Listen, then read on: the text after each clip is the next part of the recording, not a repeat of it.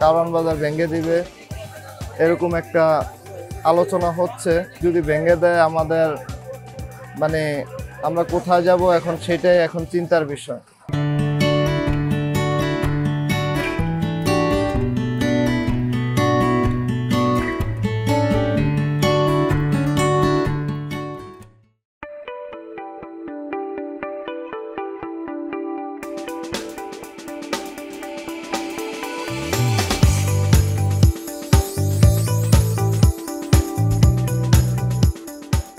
আমার নাম মোহাম্মদ কামাল হোসেন।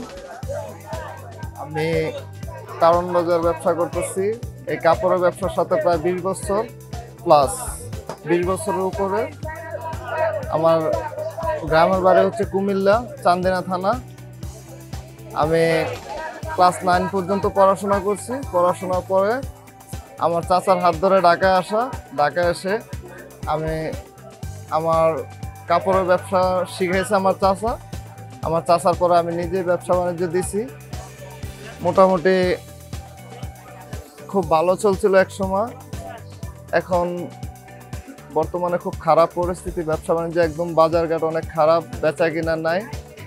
আর আমরা আমার দোকানে যে লুঙ্গিগুলো দেখছেন, এগুলো আমরা শাহজাদপুর থেকে ক্রয় করি এবং এগুলা আমরা স্বল্প মূল্যে কিনে আনি এবং কম দামে সেল করে দিই।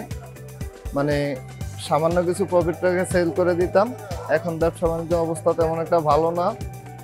আমরা এক কথা বলতে গেলে অনেক কষ্টে আছি। আমার 3 সন্তান, 3টা ছেলে। আমার বাবা মা আছে। আমার বাবা মা, আমার ফ্যামিলি চালাইতে খুব কষ্ট হচ্ছে এখন।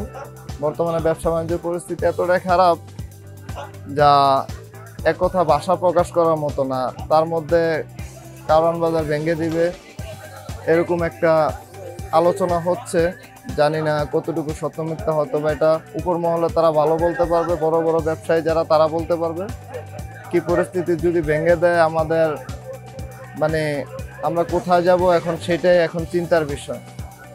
আমরা অনেক দিন যাবত এই জায়গায় ব্যবসা বাণিজ্য করতেছি, খুব সুন্দরভাবে ব্যবসা বাণিজ্য করতেছিলাম। এখন ব্যবসা বাণিজ্য এলাকায় গার্মেন্টস নাই, গার্মেন্টস সরায় নিয়ে গেছে। গার্মেন্টস না থাকার কারণে বাজারে লোকজন কম। তারপর রাস্তাঘাট, কারওয়ান বাজার অন্যান্য বিভিন্ন সাইড থেকে ভিআইপি রোডে রিক্সা ঢুকতে দেয় না, এই জন্য আমাদের কাস্টমারও আগের চেয়ে অনেক কমে গেছে। তারপর এদিক দিয়ে কারওয়ান বাজারের মেইন রোডের পাশে একটা আন্ডারগ্রাউন্ড ব্রিজ ছিল, এই ব্রিজটা বন্ধ করে দেওয়ার কারণে আমাদের অনেক বাজারে অনেক কাস্টমার কম। পরিস্থিতি এখন অনেকটাই খারাপ। আমরা আসলে এক কথায় যেটা ভালো নেই।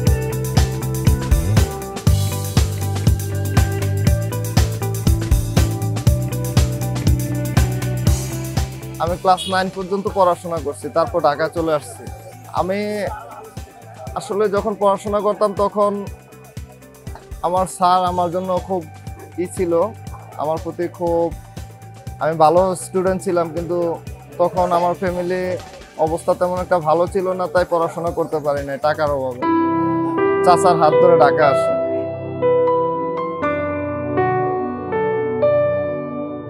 এখন ছেলেদের তো, আমার মেয়ে নাই, 3টা ছেলে, ছেলেদের পড়াশোনা করাবো ওরকম চিন্তা ভাবনা তো সব বাবারই থাকে। আমারও এরকম আছে যে আমি যেরকম ভাবে মানুষ হচ্ছে, আমি চাই না এরকম ভাবে মানুষ আমার সন্তানদেরকে, আমি চাই আমার সন্তানদেরকে মানুষের মতো মানুষ করতে, পড়াশোনা করে বড় করতে। এখন যে পরিস্থিতি ব্যবসা বাণিজ্য, ছেলেদেরকে মানুষ করব খাওয়ানোর মতোই অবস্থা খুব নাজেহাল। যে খাওয়াবো তাদেরকে, 3 বেলা খাওয়াবো, এটাই দুষ্কর হয়ে পড়ছে।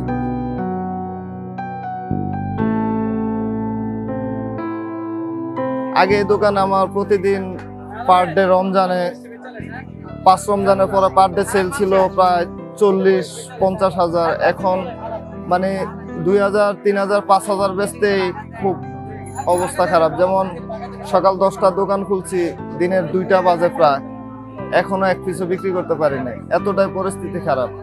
কালকে 6500 টাকা বিক্রি করে গেছি গতকালকে।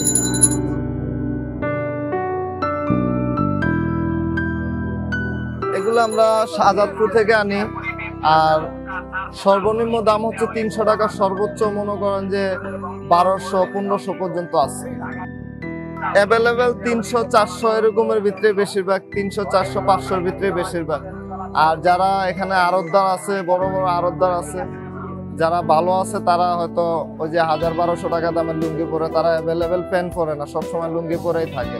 আমার এরপরে ভবিষ্যৎ পরিকল্পনা হচ্ছে, আমি চিন্তা ভাবনা করছি মানে আমার বাচ্চাদেরকে ভালো রাখার জন্য, পড়াশোনা করার জন্য, তাদেরকে মানুষ করার জন্য ভবিষ্যৎ পরিকল্পনা হচ্ছে আমি হয়তো মানে বাইরে কোথাও কোনো দেশে যাওয়ার চিন্তা ভাবনা করতেছি।